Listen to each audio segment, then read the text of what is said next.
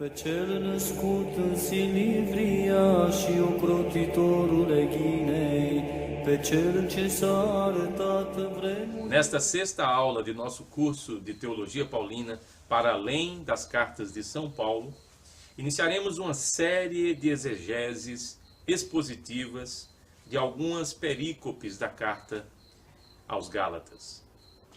A primeira delas é a perícope de Gálatas 2, do versículo 15 ao versículo 21, que trata mais propriamente da justificação do ser humano diante de Deus através da fé de Jesus Cristo.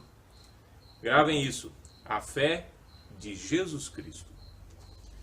O verso 15 dá sequência à narrativa dos capítulos 1 e 2, ao mesmo tempo que a quebra, pois nele a carta aos Gálatas adquire um tom doutrinário. É nele que começa a teologia paulina a respeito da justificação enquanto doutrina da salvação formulada pelo apóstolo Paulo. Note que tal teologia surge de um contexto narrativo, isto é, brota das situações práticas e da história de vida do próprio apóstolo em sua relação com as igrejas da Judéia e em sua atuação na igreja em Antioquia, onde é visitado por Cefas, São Pedro.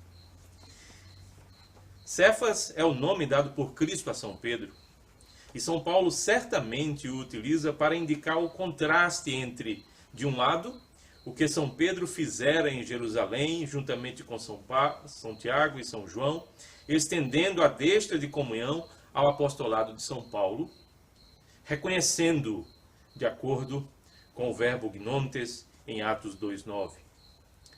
E de outro, o que São Pedro fez quando veio a Antioquia, desconhecendo ou desconsiderando aquele apostolado, de acordo com Gálatas 2:11. O que fica claro na expressão hoti kategnosmenos en.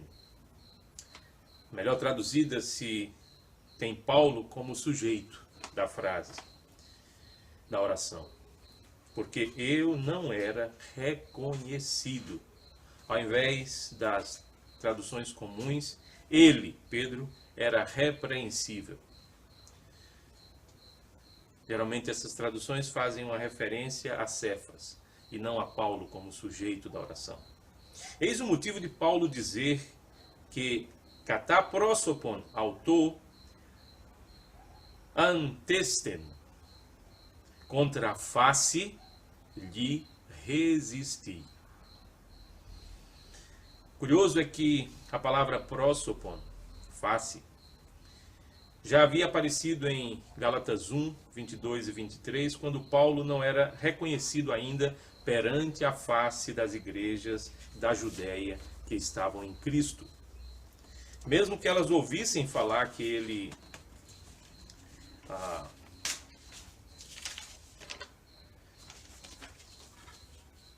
evangelizetai ten pistin hen pote eportei.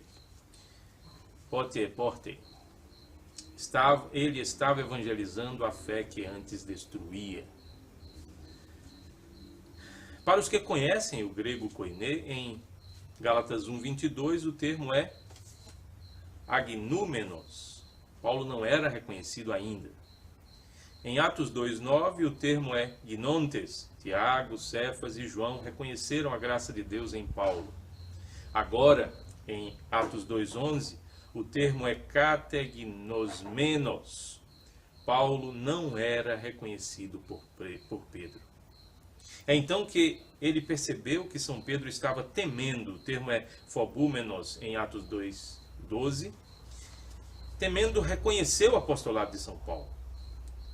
Pois em Atos 2:14, São Paulo afirma categoricamente: Hote eidon, hote uk orthopodusin prosten aleteiantu evangelio. E quando percebi que não pisavam reto, conforme a verdade do evangelho, resisti-lhe. Então, São Paulo usa de ironia ao vangloriar-se do fato de terem nascido judeus. o que pretensamente lhes isentaria do pecado. E isso ele faz no verso 15. A ironia, todavia, é retórica, puramente retórica, pois logo o verso 16 vai estabelecer o seguinte princípio basilar: o homem não está sendo justificado de caiútai a partir das obras da lei. Eis uma situação concreta.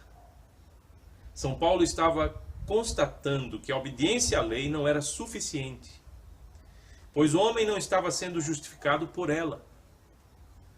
E São Pedro sabia disso, ainda que estivesse agindo de modo contrário. A enfermidade do pecado humano precisava de um remédio mais forte, suficientemente capaz para justificar continuamente o homem diante de Deus. Por isso que São Paulo afirma: de caiútai, de apisteos, Iesu Christu, está sendo justificado pela fé de Jesus Cristo.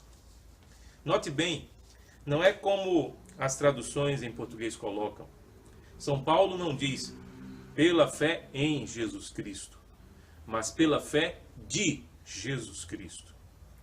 Não há preposição, mas apenas um substantivo genitivo. Não é diapisteos en Christo, mas sim diapisteos Iesu Christu. E ele continua: Kai remeis eis Christon Iesun episteusamen. E nós, para o Cristo Jesus, cremos de uma vez por todas. Novamente, as traduções só dizem: e nós temos crido em Cristo Jesus, quando não aparece no original grego a preposição en, mas a preposição eis, que significa para dentro de, nesse texto. Além disso, a constatação, aliás, a conjugação episteusamen, como um auristo grego, tempo verbal que expressa uma ação realizada em um ponto específico do passado, exige a tradução nós cremos de uma vez por todas. Nós cremos de uma vez. Sim, portanto, a preposição é eis, para dentro de, como dissemos. Se, portanto, a preposição é eis, para dentro de, como dissemos, houve, então, um momento específico em que toda a igreja creu. Não simplesmente em Cristo, mas creu para nele ingressar, para ser incorporada nele. Não creu em, mas creu para entrar no corpo de Cristo, o qual se formou quando profeticamente Cristo soprou sobre os apóstolos no cenáculo e disse: recebei o Espírito Santo.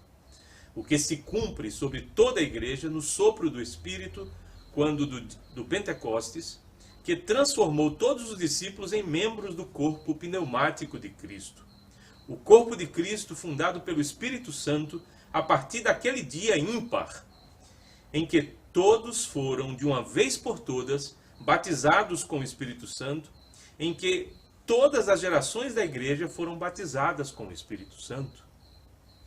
No dia de Pentecostes cumpriu-se a promessa do Pai de enviar o Espírito para remover os corações duros de pedra e transformá-los em corações sensíveis de carne, a fim de que sobre toda a carne fosse derramada a presença pessoal do Espírito Santo. Tudo para que, finalmente, os homens não tivessem que se tornar justos exclusivamente pela obediência à lei, visto que estavam enfermos. Os homens estavam enfermos pelo pecado e a lei de Deus não lhes havia servido como remédio suficiente para tamanho mal. Com Pentecostes, entretanto, o Deus da lei, em seu próprio Espírito, o Espírito Santo, passou a habitar pessoalmente no mais profundo do coração do povo de Deus, a fim de que toda a carne que experimentasse a sua plenitude viesse a ser, possivelmente, justificada. Sim, o advérbio está correto, possivelmente, por causa do subjuntivo grego de kaiotomen. e viesse a ser por causa da voz passiva do verbo dikaiotesetai. Assim, a fé de Jesus Cristo no futuro justificaria os homens, se e somente se eles se rendessem ao Espírito Santo derramado no seio da igreja desde o Pentecostes. A partir dali, se tornou possível buscar incessantemente tamanha justificação diante de Deus. Por isso é